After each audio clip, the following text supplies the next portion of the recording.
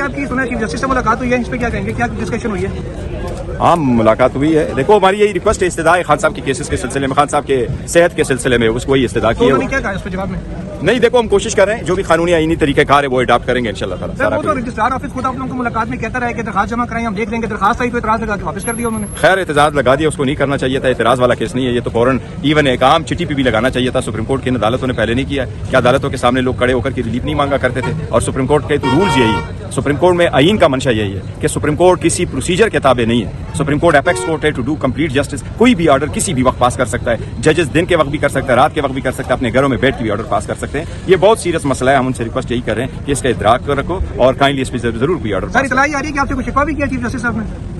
क्या आपसे कुछ शिकवा भी किया मुलाकात में? नहीं, कोई नहीं। अभी तो मैं आया हूँ, शिकवा किस चीज का? और आपको कभी कॉल करके बुलाया भी गया था कि चीफ साहब मिलना चाह रहे हैं, कुछ शायद गालिबन कुछ दिल में कोई बात है उनकी? नहीं, कोई ऐसा नहीं था। रिक्वेस्ट तो हमारी थी, हमने कहा था हम तो मिलना था, लेकिन मुझे जरूर फोन आया कि ये बात होती है हाँ, आप आ जाओ। जी हाँ, चीफ जस्टिस